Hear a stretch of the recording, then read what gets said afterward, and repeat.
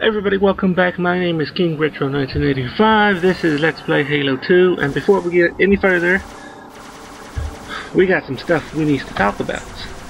Sorry for that click. I probably picked up on the mic.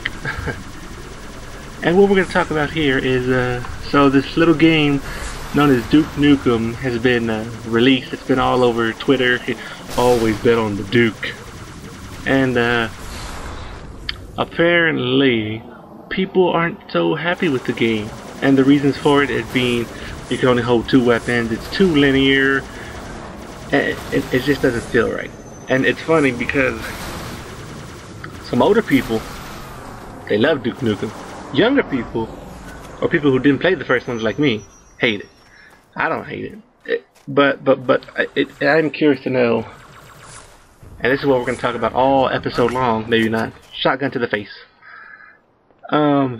We're going to be talking about the first-person genre and how it has revolutionized. Because anytime a single big game comes out, the first thing that always pops out of reviews about is, oh, this game revolutionized shooting. And I'm looking back, and right now, I need to know how the hell stuff like Quake, stuff like James Bond, Half-Life, Halo 2, Duke Nukem, Bioshock, how did they revolutionize shooting? Because shooting from day one looks like it does now. You walk around, or in case of the Chief, you fumble on a ghost and don't know what the hell you're doing until you get in it. Thank you, Master Chief, for not being completely retarded. But basically, you know, first-person shooters. Oh, okay, we're right here in this building. Thank you, Cortana. I did not know. Basically, first-person shooters have always stayed the same. But at least to me, I don't know. I'm still... No, wait, yeah, to me. I didn't play Quake, but I've heard about it. I also heard that it was the first game to introduce speedruns, because so many people would try to beat the game from the start of the level to the end, and to when the credits roll, and they would always time each other. And then so that spawned the speedrunning genre. Okay, I can get that. I can... Was it even a shooter? I don't even know. Jeez, King Retro, he's not knowledgeable about that many games. I'm sorry, I started playing in 92, 93, I think. Or, I probably played before that, but I remember 93 the most. But let's move on to something that I do know. James Bond. That great game, fun game, good multiplayer. Everybody remembers it. Everybody remembers putting in the cheat code to get the golden gun. And then as soon as you got the golden gun, it was basically over because you dominate. You just look at your friend, shoot, push the Z button, and they're dead like that.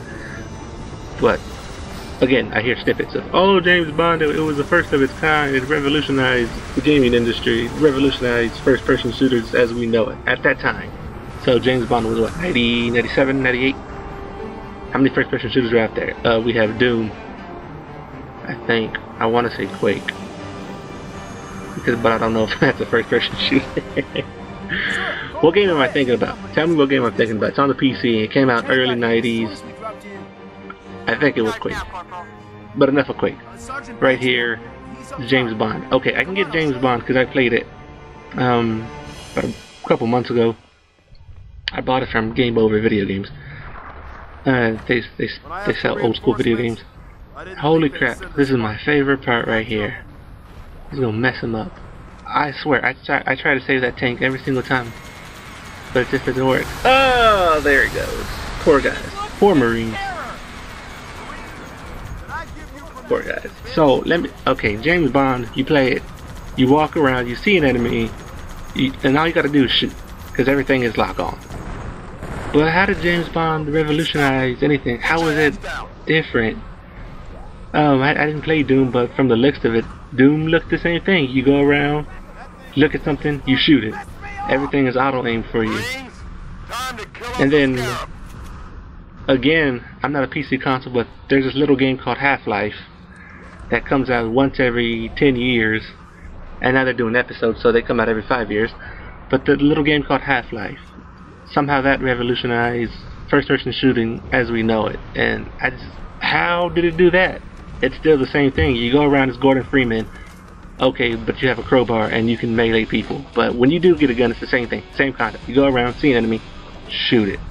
Was it because of the cutscenes? Was it because of the dialogue?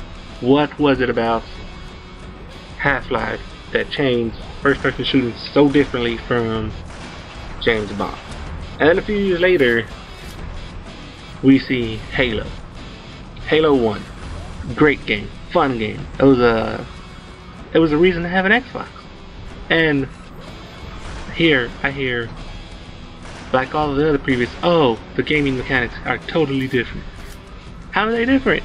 It's still the same thing. You know, you move around with the left stick, you look around with the right stick.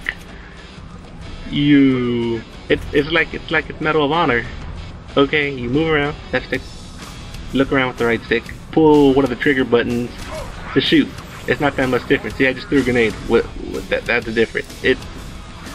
Sure, it's a beautiful game. Sure, sometimes people don't understand the storyline, but you know, it is very action-packed. And I'm about to destroy this beast of Scarab. But how is this different from James Bond and Half-Life? Because of events? Because of scripted events? What? I need to know. Like, I'm not trying to be a smartass or anything like that. But seriously, I look back on it, and I looked at the criticisms on the G4 forums as to why Duke Nukem got a low score, and one of the users was like, talk about hypocrisy, because Call of Duty and Halo are basically the same thing, and they don't get low scores. And that's always something that's bugged me. It's like anytime now, first-person shooter, I don't know what it was compared to back then, but now it's always compared to Call of Duty. It's like if you're not Call of Duty, well then you're crap. And I don't know. Someone needs to help me understand this. Those are the 4 games that come to mind right off the top of my head. And sure, I could have done a little bit more research, but you know, I just want to know your thoughts. Those are my thoughts.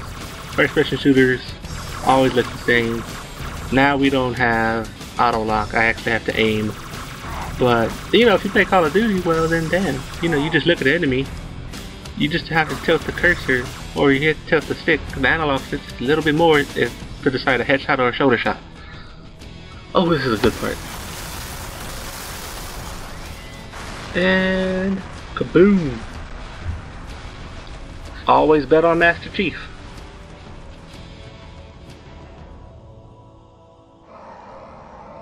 That's right, you mothers! Run! Not if we can help it, Sergeant. Sergeant Johnson, he says and perfect. return to an amber class. Roger that. Status. Sir, the Prophet is bugging out. Request permission to engage. Negative, Commander. I'll vector 2 heavies for Starside intercept. Bam! Slip space rupture off the target's bow. It's going to jump. I can't believe they inside did the that. city. There's no time, sir. Green light to engage. Damn, that's some good thinking.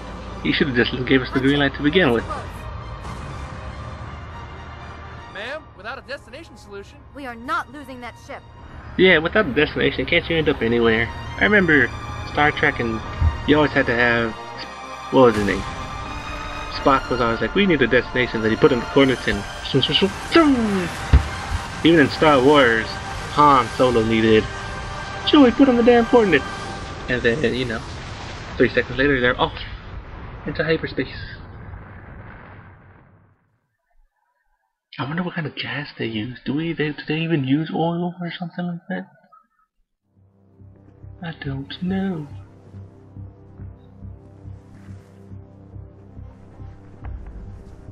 Oh, Jesus Christ. What an ass shot. I did not want to see that. Alright, well, I think these next few are just going to be cutscenes. So, let me know what I said.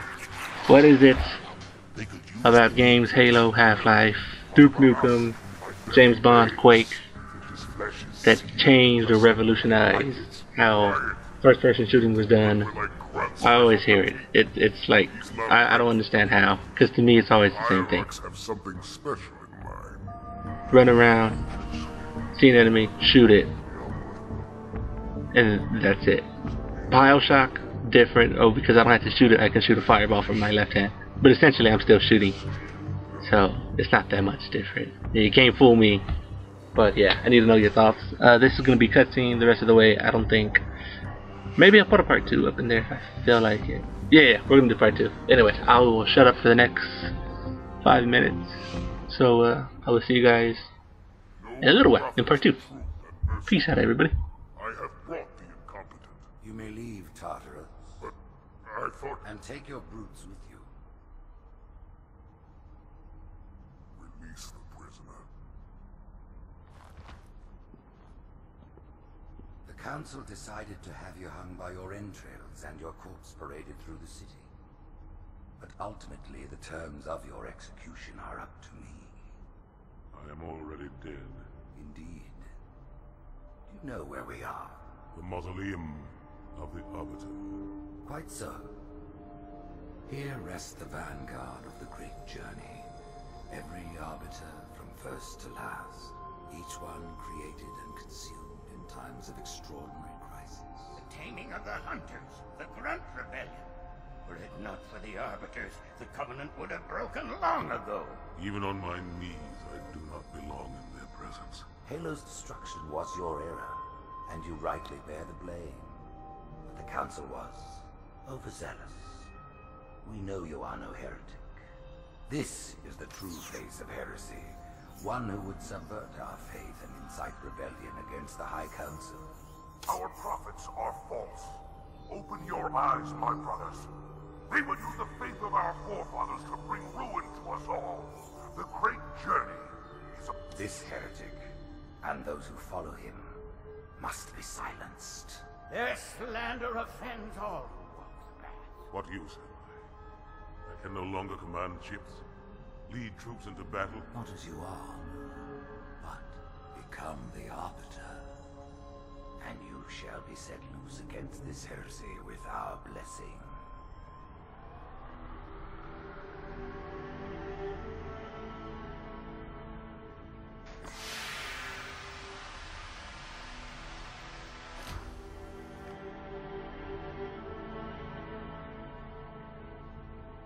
What of the Council? The tasks you must undertake as the Arbiter are perilous, suicidal. You will die, as each Arbiter has before you. The Council will have their corpse.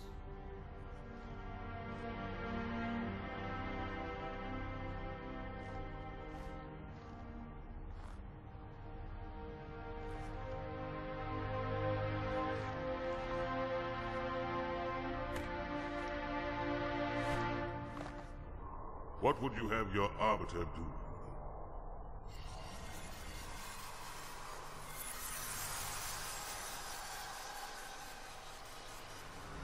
When we joined the Covenant, we took an oath. According to our station, all without exception. On the blood of our fathers, on the blood of our sons, we swore to uphold the Covenant. Even to our dying breath. Those who would break this oath are heretics, worthy of neither pity nor mercy. Even now, they use our Lord's creations to broadcast their lies.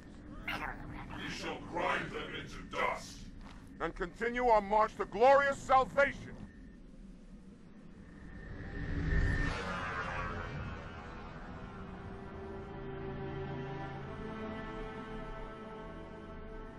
This armor suits you, but it cannot hide that mark. Nothing ever will. You are the Arbiter, the will of the prophets. But these are my elites. Their lives matter to me, yours does not. That makes two of us.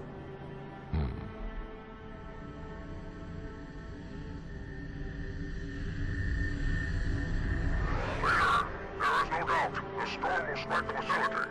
We'll be long gone before it arrives.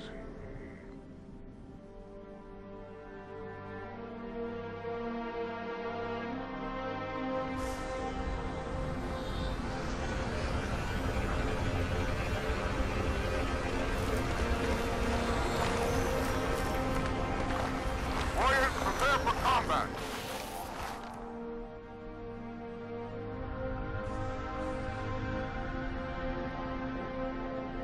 We are the arm of the prophets, Arbiter, and you are the blade. Be silent and swift, and we shall quell this heresy without incident.